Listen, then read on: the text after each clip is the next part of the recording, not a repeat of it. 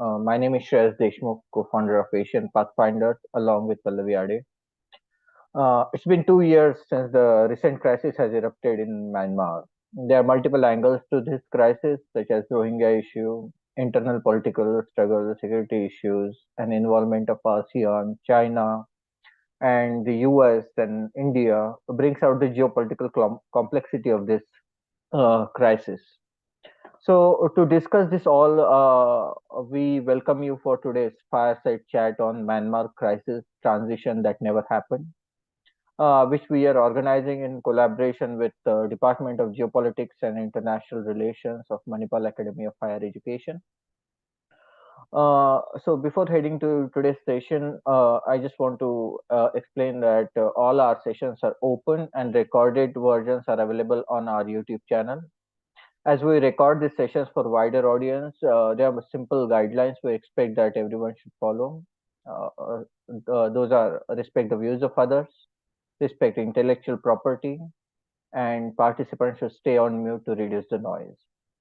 So you can also reach out to us for suggestions and ideas through email and social media. So now, without further ado, I invite Dr. Vignesh Ram, Assistant Professor at the Department of Geopolitics and International Relations of Manipal Academy of Higher Education, to take over for the further proceedings. Vignesh. Yeah, thank you so much, Shreyas. Indeed, it's a pleasure for me to speak and also give the opening remarks on this very important topic on Myanmar. Just to give a few brief remarks before we move on to introducing our speaker. Starting with the title of this talk itself, the transition that never happened. And the context for this talk goes back, this particular title goes back quite a bit. In fact, from the democratic reforms that started in Myanmar, at least in the current context, it starts from the 2000s, the early part of the 2000s, when the military government or the military junta in Myanmar started the roadmap to democracy, a set of rules and regulations which brought about that eventually Myanmar would transition into a democratic setup. It involved multiple permutations and combinations, which definitely I'm sure that our speaker today will touch upon. And importantly, one aspect which we need to look at as we approach, like you rightly pointed out, 2 years since on 2nd of February, we'll approach 2 years since the latest round of military rule started in Myanmar. Of course, this time, one aspect or one angle which we can explore, and I'm sure our speaker will touch upon, is to look at the resistance which was faced by the military, which was unprecedented probably from the previous times in terms of the approach of people towards the military rule and the takeover. And in fact, the stakes were much higher as well this time when we talk about the transition. Popular leader Aung San Suu Kyi has been jailed, and in fact on multiple counts, so that probably her political career is over at this time if the transition or if there are no other steps which are taken to get her out. So the National League for Democracy also stands at the cusp of certain change within Myanmar as well. And if you look at the other scenario, like I said, the resistance is not only from the people, but the ethnically armed organizations or the EAOs are an important factor which we need to consider when we talk about the political scenario in Myanmar as well. So with all this context set, I think that we are in for a very interesting session. And as I was also going through the bio of our speaker today, I also am looking forward to hearing the views from on the ground, since Mr. Sanjay Pulipaka has visited Myanmar and also conducted some field research over there. And linking it largely to the Northeast, as a department, we also do study, we have a Northeast Studies Center, and we also study the impact of these neighboring countries, especially Myanmar, on India's Northeast as well. So I'm looking forward to hearing that, and let me take this opportunity then to just briefly introduce our speaker here for today, Mr. Sanjay Pulipaka. So Mr. Sanjay is currently the chairperson of the Politeia Research Foundation. He was previously a senior fellow for research programs and strategic neighborhood at the Delhi Policy Group. He was also senior fellow at the Nehru Memorial Museum Library and senior consultant with ICRIER, which works on economic relations as well. Mr. Sanjay was a Pavate Visiting Fellow at the University of Cambridge, UK, and a former Fulbright Fellow in Conflict Transformation Program in the United States as well. As for the areas of interest, his areas include India's foreign policy, Indian politics, India's Look East and Act East policy, South Asia, China, the Belt and Road Initiative, the Indo Pacific, and East Asian security. Now, interestingly, like I said, the focus on Myanmar comes and stems from the fact that he also looks at Myanmar and regional cooperation and connectivity issues, which are very important from India's perspective as well. So further, he has been closely following the political transition in Myanmar and conducted field research in Myanmar and in Northeast India. So he also has an extensive work experience in think tanks and civil society organizations in India.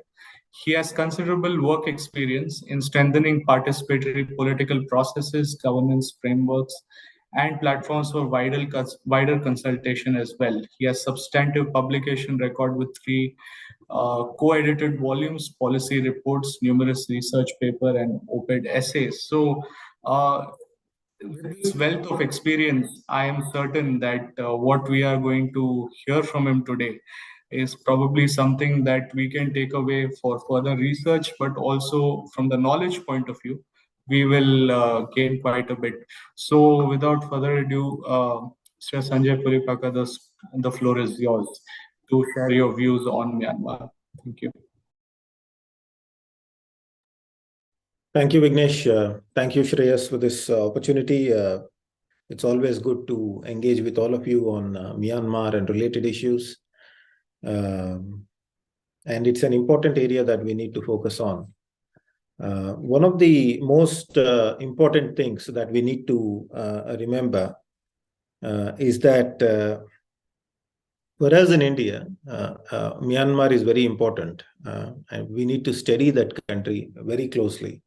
Why? Because one, the most obvious thing, we have a shared border with them, quite a long border.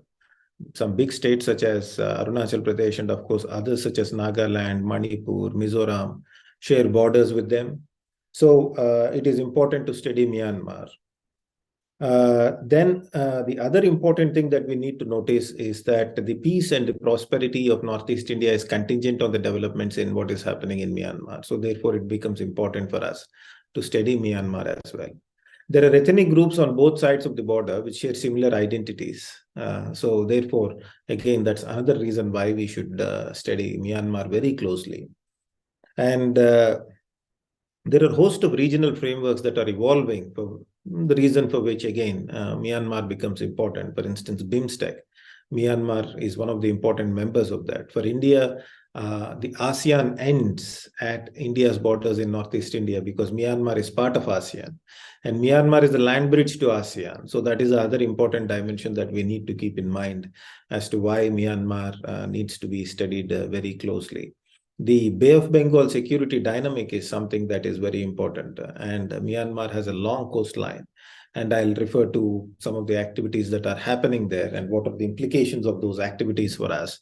So that's the other reason why Myanmar becomes important. So it's not merely for security dimensions. It's security, political, economic, ethnic dimensions, maritime security issues, non-traditional security dimensions. All these things compel us to study Myanmar with pretty intensely. There is a need for that. And I'm really glad that all of you, especially with the center, as Dr. Vignesh pointed out, on Northeast and those things, focusing on these issues is critical for larger interests of India and also for our respective academic disciplines. It is important to study these transitions that are happening so that we have a clear understanding and we have our own view on what is happening on these areas. So having said that, preliminary introductory remarks, it is important for us to, why are we discussing Myanmar today? In addition to, just a second. In addition to the reasons that we have mentioned, one of the Myanmar has been in news for last 2-3 years. One of the reasons is that the transition, that the supposed transition which was supposed to take place, did not result in positive outcomes. So on February 1st, 2021, Myanmar military called Tatmadaw, some call it junta, some call it with various other names, Myanmar military Tatmadaw took over the governance process in the country. And it resulted in massive protest and upsurge. But it should be remembered that this is not the first time there's some sort of a military coup is happening. Myanmar has a long tradition of military. In fact, that's the dominant political governance process that happened in Myanmar. Since 1960, Myanmar was under sustained military rule. And of course, in 1990, elections were held after the student protests. But again, the results were not recognized and Myanmar military rule came into play again. And from then on again till 2010, you had the military directly governing the country. In 2010, elections were organized in Myanmar. And it should be remembered that prior to 2010, in 2008, Myanmar constitution was adopted, a new constitution. One of the most important things that you will notice if you study the preamble of the constitution is the dominant role that is given to the military in the decision-making process. So the Myanmar constitution does not stipulate or envisage a democratic political process. It envisages, as some would say, a semi-democratic political framework, or some would call it a semi-authoritarian framework. So for students who are studying, the transition from authoritarian to democracy does not happen in a singular line or a singular trajectory. It does not have a single trajectory. It can have many trajectories. Sometimes some countries can become semi-authoritarian. Sometimes some become semi-democratic before becoming fully democratic. So it was broadly within that constitutional framework where 25% of the seats were reserved for Myanmar military. And Myanmar military chief, Tatmadaw chief, had power to appoint defense minister, border minister, home minister, and so on. And in addition to that, because of sustained military rule, the various bureaucratic positions were filled by military personnel. And these personnel were reporting to the Myanmar military chief. So in that sense, it was not a purely democratic framework. And elections were conducted in that 2010 elections. Even within that constrained elections, the dominant opposition party, National League for Democracy, led by Aung San Suu Kyi, did not contest election. Because the military at that specific point of time said that, look, she cannot contest election because she is under detention. People under detention cannot be allowed to contest election because, if you know, she was under house arrest at that specific point of time. So NLD did not contest elections because its leader and its other leaders were under imprisonment and they refused to contest elections. As a consequence, and also because of the way the elections were organized, on which a lot of questions were raised, the military-supported USDP party came into power. So this USDP party, which is military, essentially the military personnel in civilian clothes, and the military formally in legislature, which governed the country from 2010 to 2015. So it was not a purely democratic government. It was sort of a semi-authoritarian framework. But nonetheless, this whole process generated some kind of optimism because you had these institutions of legislatures, parliament, and those things coming up in place. And therefore, people thought this will make much more progress. And Aung San Suu Kyi, in the meantime, was released. She contested by-elections. Her party performed well. And there was a lot of anticipation and hope. It is broadly in this context that elections, in the subsequent elections, Aung San Suu Kyi registered under National League for Democracy, registered a landslide electoral victory. And therefore, she came into power.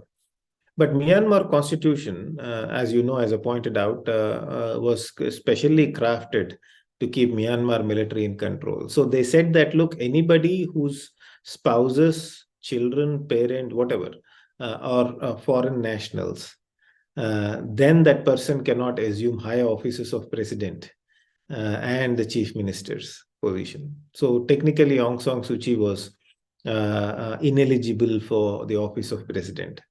But Aung San Suu Kyi and her National League for Democracy were smart enough. They created a constitutional amendment, a simple constitutional amendment, by creating a new post called state councillor, not president, because president requires full-fledged constitutional referendum and all those processes to come into play.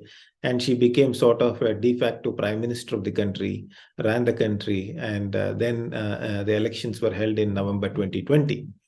In November 2020 elections, there was an anticipation in some quarters, especially among the military, that after 5 years of Aung San Suu Kyi's rule, the public would be sort of disheartened because the massive prosperity that was supposed to come did not happen. The economic growth was not yet completely evident.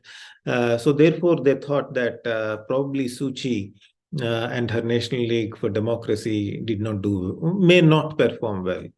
But contrary to expectations, National League for Democracy did phenomenally well in the elections. It got almost 70, 72, 73, or even 74% of seats in the national legislature called Hultao. So National League for Democracy was really going in for another big electoral victory. It got that victory, and it was about to form the government. So there was some murmurs within the Myanmar military that the elections were sort of less than fair and free and fair, because the voter rolls, voter registers were sort of not up to the mark, and they were expressing apprehensions. And then there was some murmurs about a possible coup, and many international observers, including people in Myanmar, did not anticipate that Myanmar military will do a military coup, will take over the reins of governance. So it is in that context, suddenly on February 1st, you had the military coup taking place.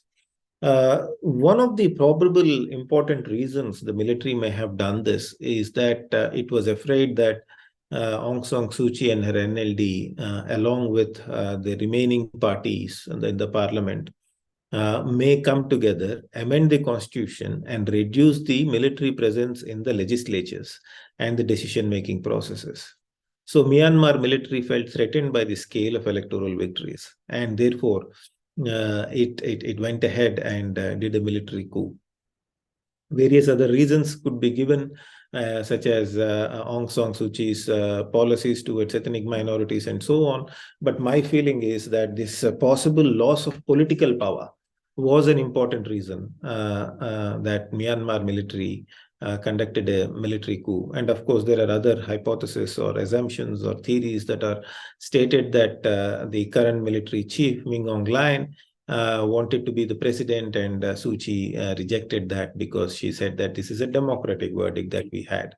And so therefore, what we are seeing is military reasserting its, or sort of making a military move or political moves to sustain its authority, if not reassert its authority. It wanted to sustain its governance process. And suddenly, overnight, early in the morning, the civilian leaders were arrested. Some of you must have seen that famous video of somebody teaching exercises while the military coup was taking place behind her in Naypyidaw, when Aung San Suu Kyi and others were arrested. So in one swoop, all the civilian leaders were arrested. President Win Myint, State Councillor Aung San Suu Kyi, her party members, opposition, various ethnic group leaders also were arrested, and they were put behind the bars. And the military leadership declared that the country will be governed by State Administrative Council, SAC, and Min Aung Hlaing, the army chief, became the chairperson of that SAC. And through that, they were governing they wanted to govern the country, and they promised re-elections very soon. But large-scale protests took place across the country, and the scale of protests was stunning. So much so that in one of the few interviews that the army chief Min Aung Hlaing gave to Phoenix Steel Television, I think, if I'm not wrong, from Hong Kong-based Phoenix Television, he said that he was surprised by the scale. He anticipated some protests, but the scale of protests totally surprised him. And the protest then morphed into an armed insurrection. You have People's Defense Forces now, NLD, and some of its leaders gave up their non-violent approach and decided to take violent approach by constituting national defense forces. An alternative national unity government was created with elected members in exile and those who were not arrested for informally forming this government. So you have a national unity government, an alternative government that was coming into play. And there were large-scale protests, and the national unity government started claiming that it is a true representative of the people and needs to be recognized by the international community. So that's one dimension of protest that we are seeing.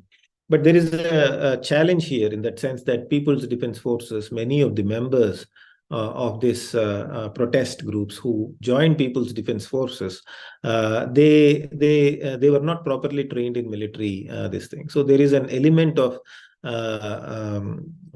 lack of coordination, lack of training, lack of equipment, and yet the People's Defense Forces at some places have inflicted pain on Myanmar military. The other dimension to this conflict is the other player, is the Myanmar ethnic armed groups and ethnic organizations. So there are three principal elements that the students here should remember, players in Myanmar politics. One is the Myanmar military, the dominant institution. Second, the democratic forces, that is Aung San Suu Kyi, National League for Democracy and others. And the third pillar or component of this triangular relationship is the ethnic armed groups. And these ethnic armed groups over the years have been contesting. Some of them wanted a separate nation states, and sometimes in the recent past they diluted this demand for secession and they wanted greater autonomy, and then they wanted greater federalism. But various ethnic armed groups in Myanmar were sort of trying to adjust into some sort of democratic framework in Myanmar.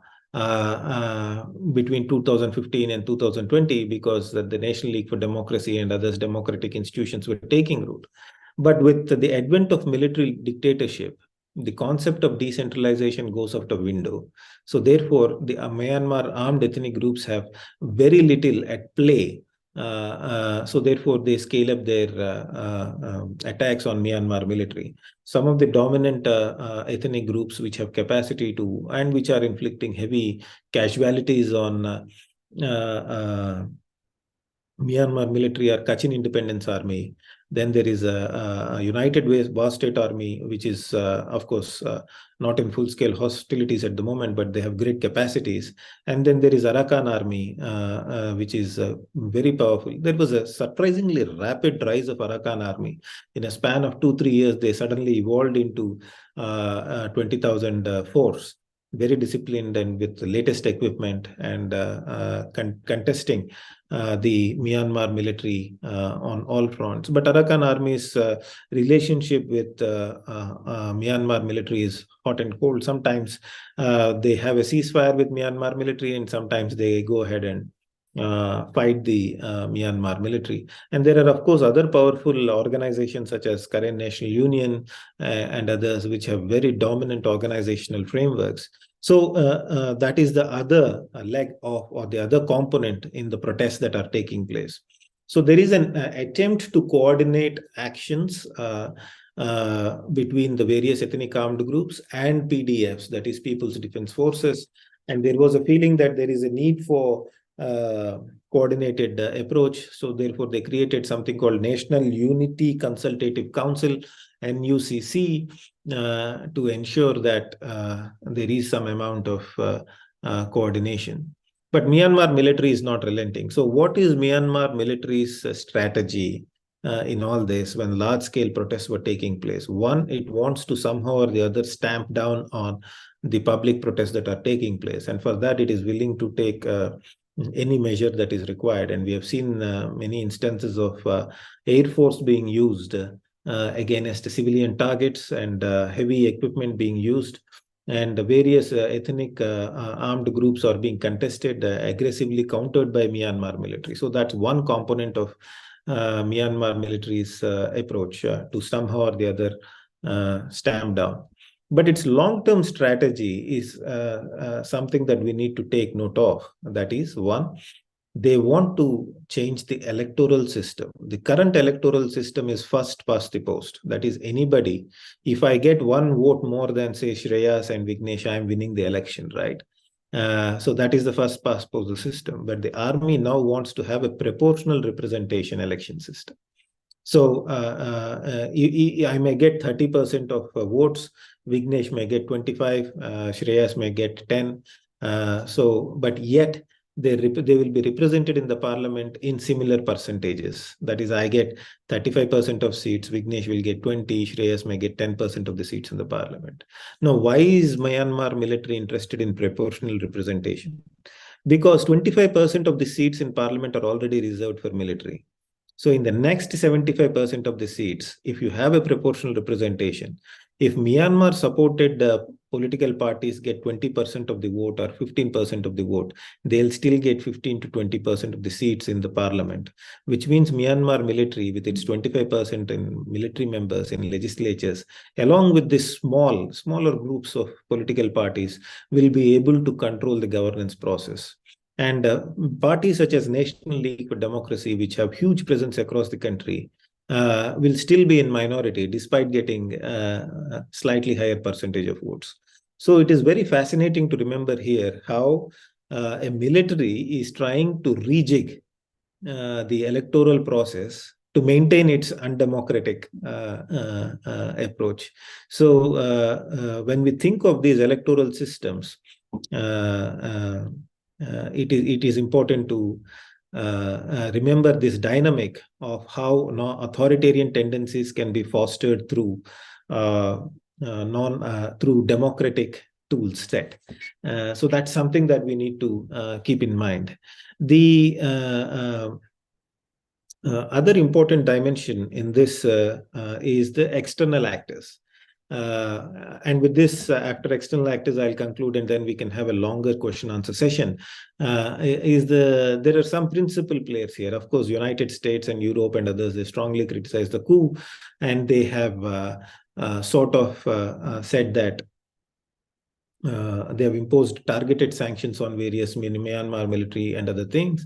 And one important thing that happened in the recent past is United States Congress passed the Burma Act, through which it said that the US government is free to provide non-lethal support to anyone who is fighting Myanmar military. So essentially, it classified Myanmar military as an opponent which needs to be contested, and it promised non-lethal support. So what is non-lethal support? Of course, is something if you don't fire something or an equipment that does not release a bullet or fire something, it is non-lethal. But there can be many forms of non-lethal support which may support lethal actions. So that is something that needs to be noted, and there is a anticipation, hope in Myanmar opposition groups that this act will empower them to take on Myanmar military in much forceful manner. The second and the most important player, the second important player, I would say, is ASEAN. Myanmar is a member of ASEAN. Its neighboring countries, whether it is Thailand, Malaysia, Indonesia, maritime neighbors, and others, they are very upset with what has happened in some of them, at least countries such as Indonesia, Malaysia, Singapore. They're very upset with what has happened in Myanmar, because some of their companies have invested hoping that the country would transition into democracy and tourism will flourish. Their hotel industry will therefore benefit, that kind of thing. And the other, of course, is a growing disappointment within these countries among the publics with what is happening in Myanmar. So that is the other dimension that is propelling these countries. So ASEAN got together and it did a couple of important things.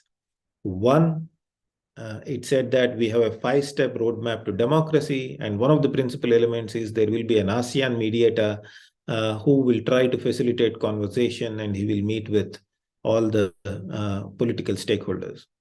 The second thing that they did is they stopped inviting Myanmar military to sit at the high table of the ASEAN meetings. The summit level meetings and those things, Myanmar military is not being invited. So that is the other important thing that they are doing. But there is a gap here in the sense that Myanmar military, ASEAN special envoy on Myanmar, who was supposed to mediate and resolve the crisis, if he wants to interact with all the stakeholders, they are in prisons that are being controlled by Myanmar military, and Myanmar military is not giving them permission to interact with these people. So therefore, there is the challenge that in ASEAN special envoy trying to meet up with these opposition leaders, and there is a disappointment in some of ASEAN countries with the obduracy or the adamant attitude that Myanmar military is demonstrating.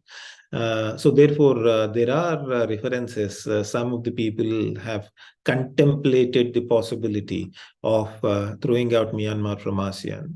But not all ASEAN countries share similar perspective. Recently, we had an informal meeting of foreign ministers involving Thailand, Myanmar, Laos, and Vietnam in Bangkok. So there is a continental maritime divide that we can see here on Myanmar that is slowly shaping up. The other principal actor that we are seeing in Myanmar is China. I mean, if there is a country that can actually bring about some amount of change in Myanmar, it is China. I mean, China is the most dominant player. It is a $17 trillion economy with robust military, significant regional presence, and it has a seat in UN Security Council. And of course, its ability to take positions on various international platforms is also very strong. But Myanmar military and China share a special relationship, which was evident since the past 2 years since the military leadership came into power. China started supporting Myanmar military in its tactics.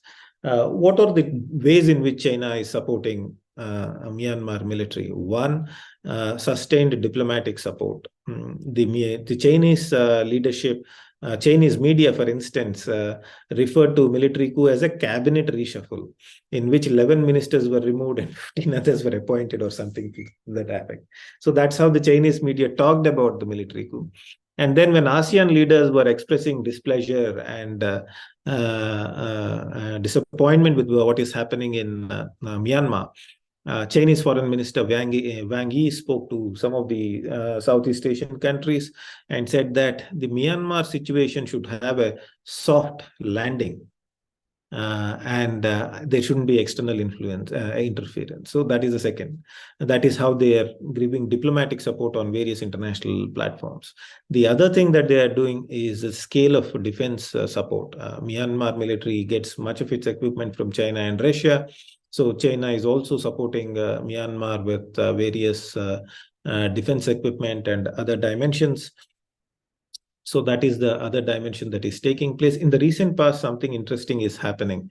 That is, recently the UN rapporteur on human rights on Myanmar stated in one of his observations that Chinese weapon systems are being used against protesters, and it constitutes human rights violations. There is a new dimension that is appearing, that is probably China is using Pakistan to route weapons to Myanmar. So there is a new China, Pakistan, Myanmar dynamic, which is in its very early stages. Of course, it has its own internal contradictions. So that's the other dimension that is taking place. And there is also a lot of reports about surveillance technologies that China has given. There were reports, we're not sure how far that is true, about drone technologies that have been provided and facial recognition technologies and others, which were reported in some of the leading journals such as Jane's Defense Weeklies and others. So these are important dimensions through which China is supporting Myanmar military. And of course, there is India. India has expressed disappointment. We are, of course, unhappy with what is happening on our borders because it has a spillover effect. We are already seeing refugees coming into our country, and we are trying to respond to this refugee situation that is evolving. So these are the important players and the important dynamics. So to sum up, before we go into a question answer session, is one, within Myanmar, there are three principal players. One is the Myanmar military, the ethnic armed groups, and the democratic opposition groups. And the subset of democratic opposition groups, again, is People's Defense Forces and those things that have come up.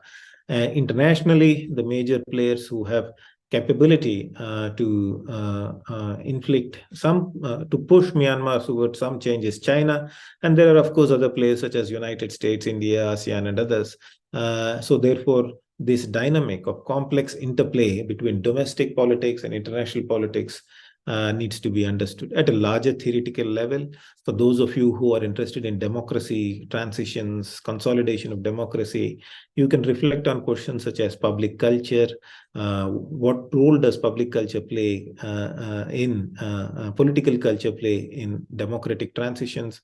And what role does institutional frameworks play in democratic transitions?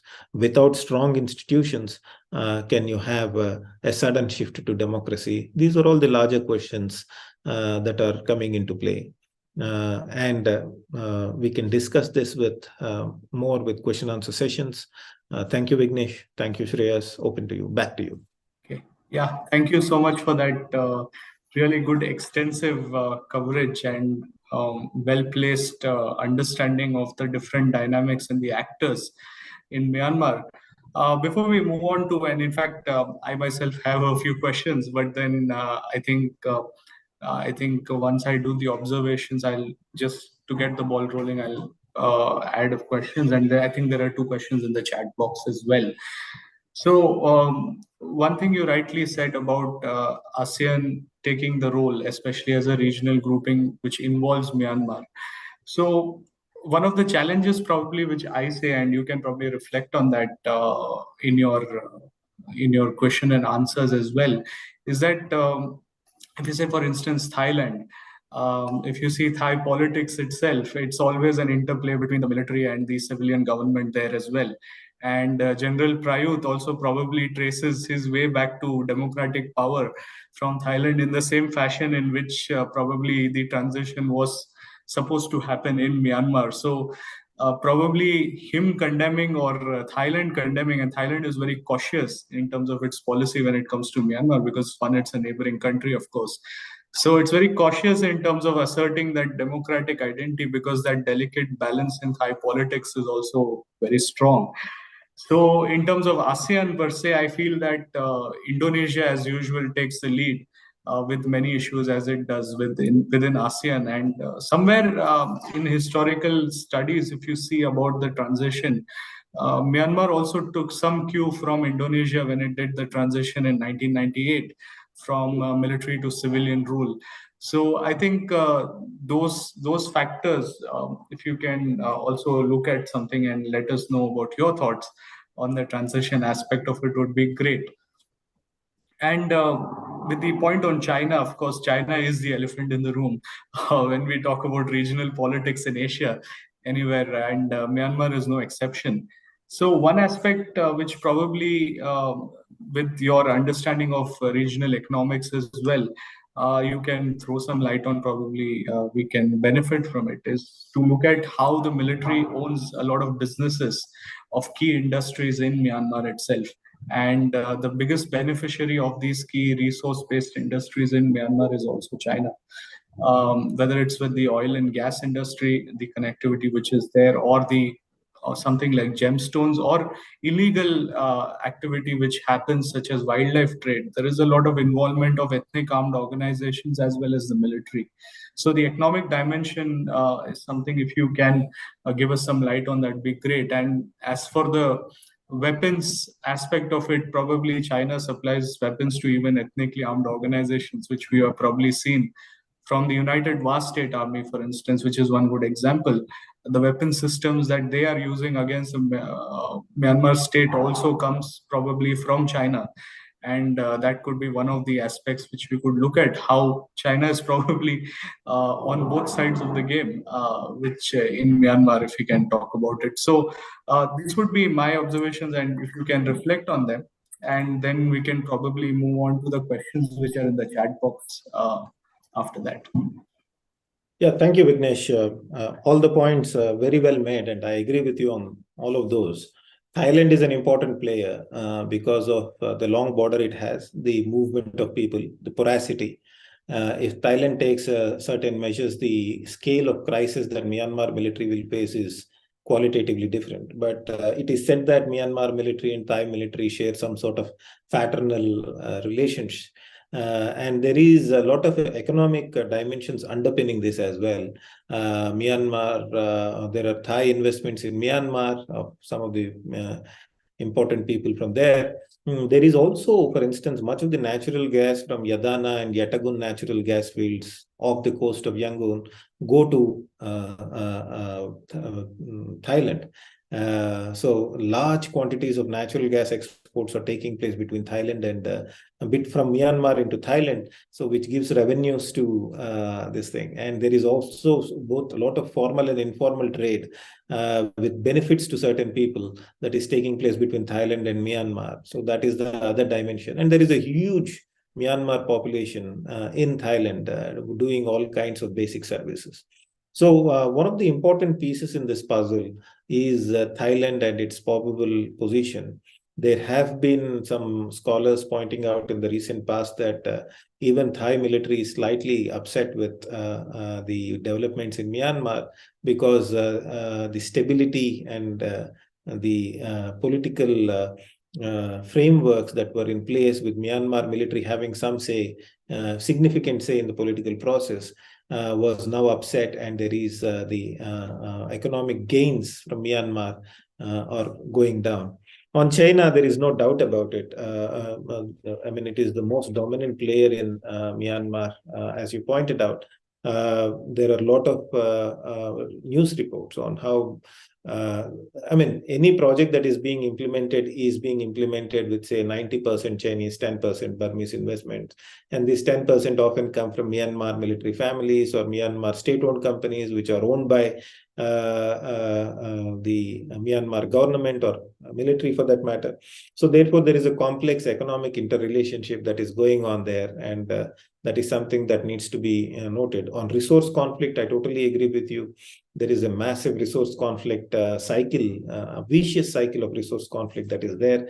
One of the important components of that is the opium production and how it is used. The money is used to sustain ethnic armed conflict in Myanmar. Shreyas works on opium networks and those things in Afghanistan, and he has also an understanding. Probably sometime later you can talk to him on those. Narcotic trade and its ability to fuel ethnic armed conflicts. And that is something that is important that is taking place. The other dimensions of resource conflict are timber, a lot of timber. Myanmar teak was getting exported into China at exceptionally low prices. And then it gets converted into furniture and gets exported to all over the world. A lot of mineral resources, rare earth metals. It is estimated that 50% of inputs, rare earth metals in Chinese imports are coming from Myanmar. So therefore, that is that dimension as well. And there are people in Myanmar who are benefiting from that. But the point is, when I say people in Myanmar benefiting, or common people benefiting, are common people getting the benefits of selling these resources on international markets or to China for that matter? Is there that do local people constitute stakeholders in these natural resources? That is happening. The most famous other example is oil and gas pipeline. The natural gas from the Shui gas fields is getting exported into China. There are again a lot of questions on that Myanmar is always facing electricity shortages, and yet natural gas is getting shipped into China. So these are all a host of other resource conflict, international dimensions with Chinese presence that needs to be kept in mind. On ethnic issues, as you pointed out, there are a host of organizations which reportedly are close to China. I mean, you mentioned United War State Army. There were reports of getting helicopters in some places. So and it has emerged as an important player. China has emerged as an important player in ethnic politics. There have been instances where the Chinese, the ethnic leaders were reportedly transported in aircraft provided by Chinese for conversations, ethnic reconciliation conversations. So in that sense, what you're pointing out at a larger level on resource conflict issues and the international dimension to that is something that is very relevant to transition in Myanmar. If there are so many vested interest groups that are benefiting from this current authoritarian dimensions, how do we overcome that? How do people of Myanmar overcome that to ensure some sort of movement towards democratic frameworks, or at least some sort of representative frameworks? Okay, I think that was very interesting in terms of the dimensions which you reflected on this theme. There are a few questions in the chat box over here. So I'll probably just convey them to you and you can probably respond to them. Yeah. In some aspects, you have touched on some issues within those questions as well, but you can elaborate them, that'd be great. So one, I think, is from the Asian Pathfinders team itself. They have asked, as many of the world economies and specifically South Asian countries are struggling to cope up with inflation and currency reserves, how is Myanmar managing this? And can you please briefly explain the economic angle of this crisis, the fallout from the post-military coup situation in Myanmar? So can we take this question and then move on to the other, because they seem to be more on the regional geopolitics aspect of it. Okay, from next time on, let's club one or two questions. I'll respond to this. Sure. Yeah, Myanmar is going through an economic crisis as well.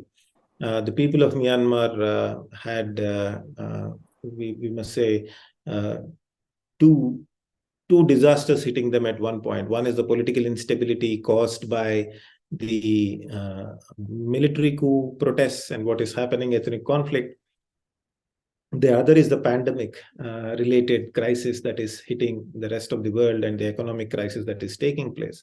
So in that sense, Myanmar is facing severe economic crisis in the country. And since Myanmar companies, firms are under sanctions, Myanmar military is doing something very, a very mild word to use, there is interesting. Is doing something very interesting. That is, it has agreed to using Chinese currency as a legitimate foreign exchange tool between the trade between China and Myanmar.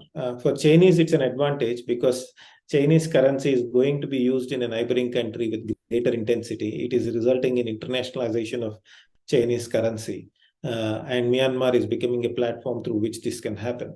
So for Myanmar military, that is important because they are getting away from dollar-based transactions, which will invite greater scrutiny, sanctions, and so on. So in that sense, specifically with reference to currency that was asked, so Myanmar military strategy has been to concede to Chinese requests or demands or whatever, to have a trade in renminbi, and recognition of renminbi, Chinese currency, as a legitimate transaction tool on both sides of the border.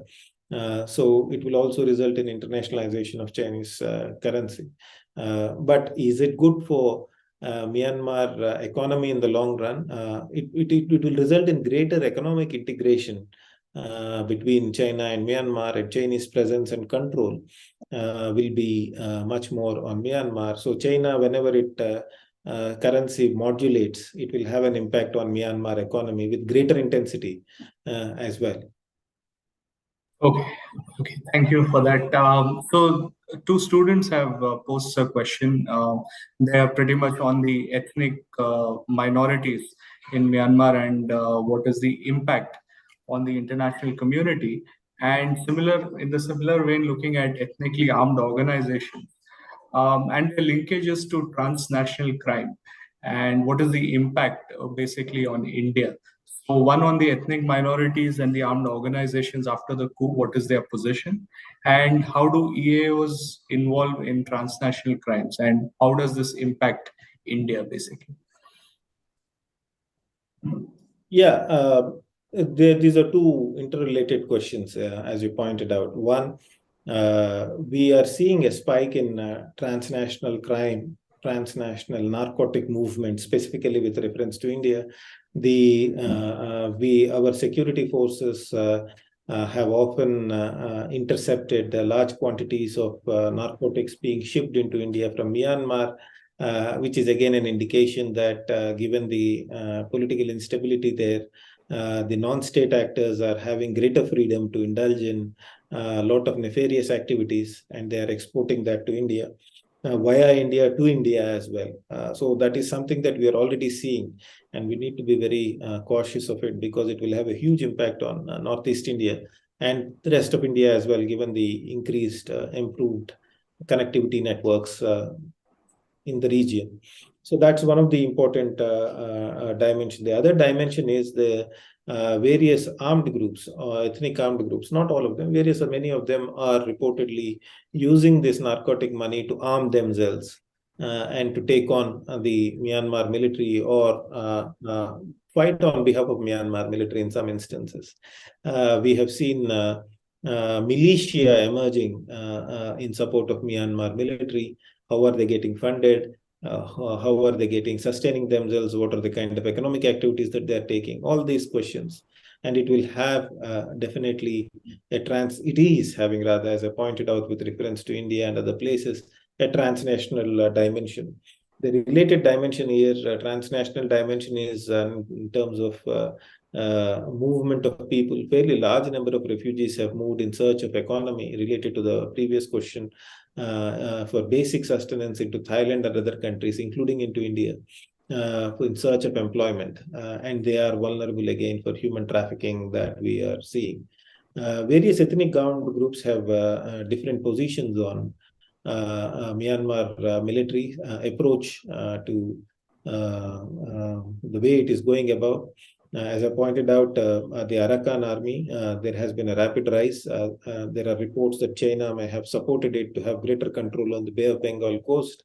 So that is something that we are seeing. Or else, how will you see an armed ethnic group in a span of 2-3 years suddenly emerging so strong enough to take on a regular army such as Tatmadaw on a very pretty big scale? So that is something that needs to be examined. And Arakan army sometimes is having ceasefire and not having ceasefire. There are others such as Kachin Independence Army and Karens and others. They have a clear roadmap on how they see Myanmar. They want a more federal Myanmar, and they have been campaigning sustained manner on these issues. And then there are small ethnic armed groups which are sort of along the Inshan and border regions with China, which are sort of more black market, negative economy entrepreneurs, if you may want to call them, who keep shifting sites depending upon the availability of resources and ability to make money. But the dominant ethnic armed groups, or Kachins, Karen Union, and others, they have a very clear vision on how Myanmar should evolve into their federal this thing. And in fact, the National Unity Government, the opposition government, or the exile government, whatever you may want to call it, they have also rejected the 2008 constitution, and they have promised a more federal government. In the current 2008 constitution, whichever party may win the state level assembly elections, legislature elections, it is the president who appoints the chief minister. So the new National Unity Government has promised a more federal framework, and that view is also shared by various ethnic armed groups. Of course, they have reservations with Burma-dominated National League for Democracy and its federal approach. But point is, there is a lot of clear action plan among various ethnic communities as well on the kind of federal union that they would like to have. Yeah. So there are three more questions who are interrelated, and one is a very different question. So shall we go with the different question right now on the basically looking at it from a student at the department. She asks that what role the media, foreign and domestic, played during and in the wake of the coup. So how did it frame the, let's say, the narrative about the Myanmar military. We know that the media in Myanmar also plays an important role in framing this idea about there are a lot of exile media and news outlets which are based in Thailand or in other neighboring countries which talk about or present an image of Myanmar. So what has been the role of this media basically in this aspect? And actually for the other two questions are fit for the concluding question actually. They talk about the future of democracy in Myanmar. And that is also from a student at the department who asks, what is the future of democracy in Myanmar and what could be the potential drivers on bringing back Myanmar on the path to democracy? And similarly, it's from someone who's joining us from outside of the department, Mihir Phosle. He asks us, is the collision between the people's forces and military going to increase in the wake of the current situation? And what chances? I'm sorry. People's what is the collision between the collision? Okay. Collision between the people's forces and military going to increase in the next few years? Do people's forces stand a chance, or is it going to depend on institutional way for democracy? So those two are basically more futuristic scenarios on looking at the democratic transition and how they're going. So, yeah. Yep. Thank you. On the issue of media, it is an important question in the sense that the role of media has been in quite discussion. I mean, quite a bit of a discussion has taken place on role of media in Myanmar's transition, both sometimes positive, sometimes negative. When it came to the sectarian violence and those issues, there was a concern that social media was fueling a lot of sectarian violence and therefore contributing to polarization within Myanmar. But this, on the other hand, we have seen in the recent past the use of social media platforms by many youngsters to transmit the images of the protests that were taking place, because the government has imposed sort of a lockdown on communications, was phenomenal. It showed phenomenal scale of protests that were taking place in Myanmar. So in that sense, the media was playing on both sides, depending upon who was using the social media tools. But nonetheless, unlike before, say before 2010 or even 2008, today the international community has has greater access to what is happening in Myanmar through visual communications, and social media tools. So therefore, it is getting beamed and it is generating a lot more international response. On exile media, there was a lot of robust exile media because of the sustained military rule. Some of the exile media was operating from India, some of it was operating from Thailand, and of course from Europe and United States. These exile media outlets, which had moved into Myanmar to operate as legitimate media, have now started their operations again from outside Myanmar. They did not shut down their out of the country bases, so therefore they were able to communicate. Of course, there are challenges in this exile media that it faces in terms of resources, in terms of getting timely information. So those are the kinds of challenges that exile media also faces. So that's the other dimension that we are seeing. Of course, then there are other media which try to put the Myanmar military perspective, so to speak, talking about what is happening in Myanmar just as a cabinet reshuffle and nothing more. But that kind of reportage is not finding traction in the international community.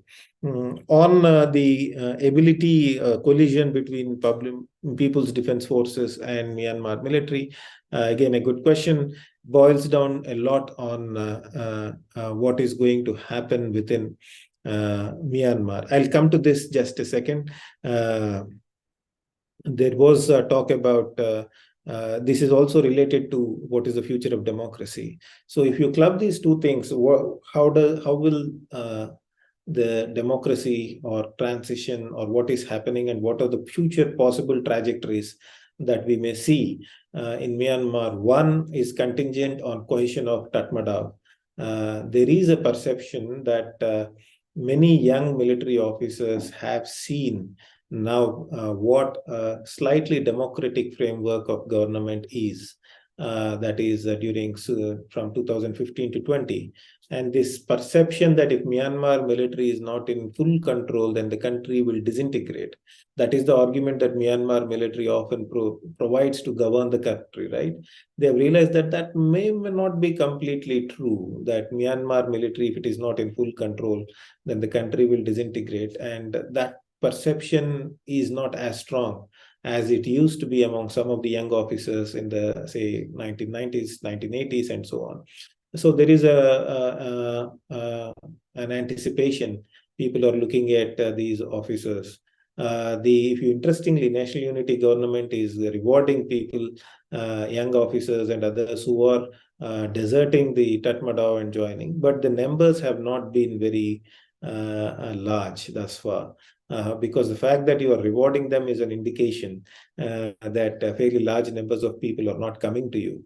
So in that sense, the discipline, so-called discipline and cohesion within Tatmadaw continues to be strong. But at the same time, among the general public, fairly large number of people who started growing up, who started having awareness from 2010, suddenly in 2020, when they are in their prime of youth, suddenly their political freedoms and so many other freedoms have been taken away from them. They are unwilling to accept what is happening.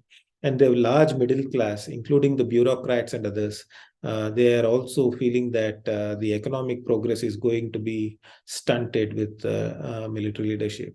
But do they have capacity to take on Myanmar military and the entrenched economic interest? That is something that needs to be looked at. Again, here, coming to PDFs, many of them are still not trained properly. Many of them don't have adequate equipment. Will other countries provide them with lethal equipment? If so, how will they get trained quickly? And the other important dimension here is the coordination between People's Defense Forces, ethnic armed groups, and between ethnic armed groups, the coordination there. That is still has not evolved into a very solid, cohesive unit. So therefore, Myanmar's military governance is continuing. And we have to wait and see unless there is a major economic crisis. Something stirs within the Myanmar military, lower sections of society, Myanmar military. We don't see the current impasse or the current painful stalemate, as I would call it, painful status quo may prevail for some more time. Of course, as they say in politics, a week is a long time, and a year is going to be a lot of surprises. So we don't know about that. But these are some of the dynamics that we need to keep in mind instead of coming to a definite conclusion on how things will evolve. Thank you. That's a really good summation. I feel that actually very nicely summed up the talk and where we are seeing the directions towards which this whole issue is heading. And for people in India, I think for us, being a neighboring country, like you started out this talk with, and following the developments in Myanmar is extremely important. Strategic point of view, with India's northeast being the you said ASEAN ends at Myanmar, but I think from the India's perspective, probably ASEAN starts from the borders of Myanmar. So in that sense, strategically placing it, I would like to also thank you on behalf of the Department of Geopolitics and International Relations, and probably hand it over back to our colleagues at Asian Pathfinders. And Shreyas, over to you, Shreyas. Thank you so much, Dr. Vignesh. After listening this fascinating talk, I could see a little mirror image on our western borders about the institutional conflict between the democratic forces and the military authoritarian forces in Pakistan. But I still have a question about ethical integrity of political leadership in Pakistan compared to in Myanmar. That I don't know. I'll discuss with Mr. Pulipaka later on that issue. But yeah, thank you so much for this opportunity for collaborating with MAHE, and thank you so much, Dr. Anand, for organizing this, and thank you so much, definitely, for Mr. Pulipaka for taking out time on Saturday morning and giving this fascinating insights on the developments in Myanmar, which is a much more complex issue from the geopolitical perspective in this region. But you have summed up in 1 hour. I don't know, but you have covered each and every aspect of it and angle of this conflict. Thank you so much, and have a good weekend ahead, all of you. Take care and bye bye. Thank you. Thank you, everyone. Thank you, sir. Thank you, Dr. Sanjay. Thank you. Thank you.